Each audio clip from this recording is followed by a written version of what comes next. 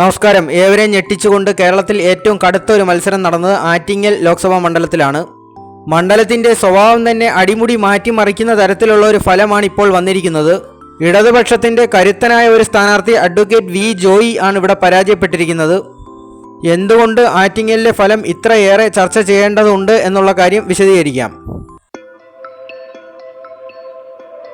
എല്ലാ കാലത്തും ഇടതുപക്ഷത്തിന്റെ ഒരു ഉരുക്കുകോട്ട തന്നെയായിരുന്നു ആറ്റിങ്ങൽ മണ്ഡലം.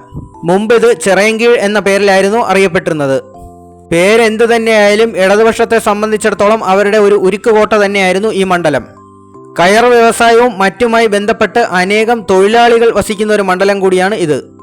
അപൂർവം ചില രാഷ്ട്രീയ സാഹചര്യങ്ങളിൽ മാത്രം ഈ മണ്ഡലം UDFന് അനുകൂലമായിട്ടുണ്ട്. അതിലൊന്നായിരുന്നു 2019 തിരഞ്ഞെടുപ്പ്.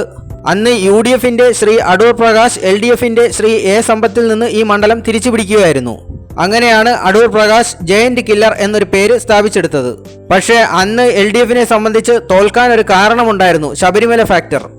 എന്നാൽ ഇപ്രാവശ്യം അങ്ങനെയല്ല. പ്രത്യേകിച്ച് എടുത്തു പറയത്തക്ക ഒരു കാരണം ചൂണ്ടിക്കാണിക്കാൻ ഇല്ല. മാത്രവുമല്ല, LDFന്റെ സ്ഥാനാർത്ഥി വി ജോയ് എന്നുള്ളത് വളരെ ജനകീയനും മണ്ഡലത്തിലുടനീളം തൻ്റെ സാന്നിധ്യം എല്ലായ്പ്പോഴും അറിയിക്കുന്ന ഒരു വ്യക്തിയും കൂടി ആണ്. പ്രവർത്തകരുടെ എല്ലാം സ്വന്തം ജോയി അണ്ണൻ, അങ്ങനെയാണ് അദ്ദേഹം അറിയപ്പെടുന്നത്.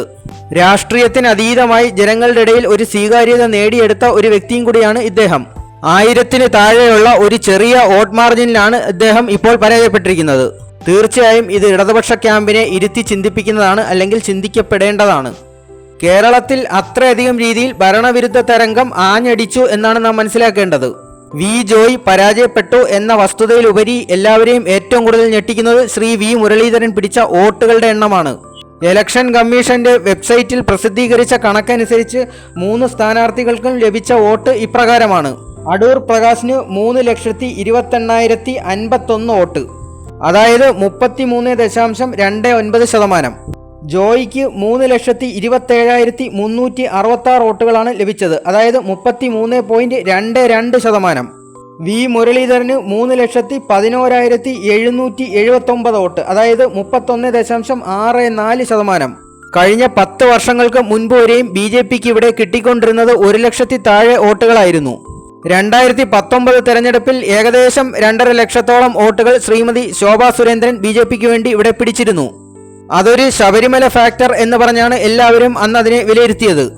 എന്നാൽ ഇന്നത്തെ സാഹചര്യത്തിൽ അങ്ങനെ പ്രത്യേകിച്ചൊരു കാര്യം പറയാൻ ഇല്ല. ഇരു മുന്നണികളെയും സംബന്ധിച്ചിടത്തോളം ഇതൊരു താക്കീതാണ്. BJPയുടെ ഒരു നിശബ്ദ വിപ്ലവം ഇവിടെ നടക്കുന്നു എന്നുള്ളതിന്റെ സൂചന. ആറ്റിങ്ങൽ മണ്ഡലത്തിലെ ഈ മാറ്റം രാഷ്ട്രീയ വിദ്യാർത്ഥികളും വിചക്ഷണന്മാരും പഠന വിഷയമാക്കേണ്ടതാണ്.